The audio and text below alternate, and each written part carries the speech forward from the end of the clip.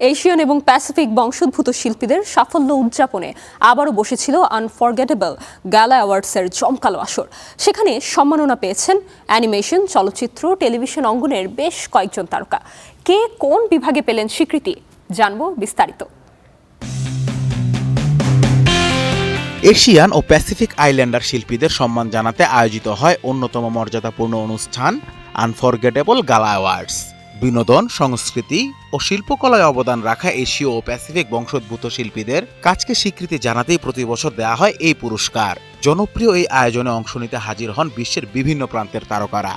এবারের ২৩তম আসর অনুষ্ঠিত হয়েছে লস অ্যাঞ্জেলসের ফেয়ারমন্ট সেঞ্চুরি প্লাজাতে। চলতি বছর বেশ আলোচনায় ছিল অ্যানিমেটেড ফ্যান্টাসি ঘরানার সিনেমা কেপপ ডেমন হান্টার্স। বিভিন্ন আন্তর্জাতিক পুরস্কার মঞ্চেও প্রশংসা কুড়িয়েছে সিনেমাটি।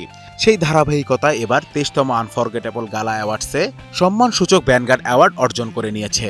অনুষ্ঠানে উপস্থিত থেকে পুরস্কার গ্রহণ করেন সিনেমার দুই বয়েজ আর্টিস্ট আদ্রেন চু ও জি ইয়াং উ। কেপপ ডেমন হান্টার্স কোরিয়ান সংস্কৃতি ও সঙ্গীতের শক্তির একটি প্রমাণ। সিনেমাটিকে নিখুঁতভাবে উপস্থাপন করতে আমাদের অনেক চাপ ছিল। এখানে নতুন প্রজন্মের ট্রমা এবং নিজের পরিচয় খুঁজে পাওয়ার গল্প তুলে ধরা হয়েছে। অস্কার জয়ী নির্মাতা ক্লোয়ে ঝাও তার নতুন কাজ হ্যামনেটের জন্য বেশ প্রশংসা কুড়িয়েছেন। তার সৃজনশীল অবদানের স্বীকৃতি হিসেবে এবার তাকে প্রদান করা হয়েছে গ্লোবাল আইকন অ্যাওয়ার্ড। এদিকে সিনেমা বিভাগে সেরা অভিনেতার পুরস্কার পেয়েছেন বোয়েন ইয়াং। টেলিভিশন বিভাগে সেরা হয়েছেন ড্যানিয়েল ডে কিম।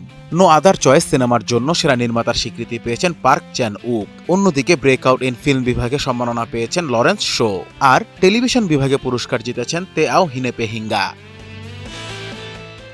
সব মিলিয়ে এশিয়ান ও প্যাসিফিক আইল্যান্ডার শিল্পীদের সৃজনশীল উদযাপন এবং নতুন প্রজন্মকে অনুপ্রাণিত করতে আয়োজিত হয় আনফরগেটেবল গালা অ্যাওয়ার্ডস। শুধুই কৃতিত্ব উদযাপন নয়, বিশ্বমঞ্চে এশীয় শিল্পীদের পরিচিতি বাড়ানোর গুরুত্বপূর্ণ একটি প্ল্যাটফর্ম হিসেবেও বিবেচনা করা হয় এই আয়োজনকে।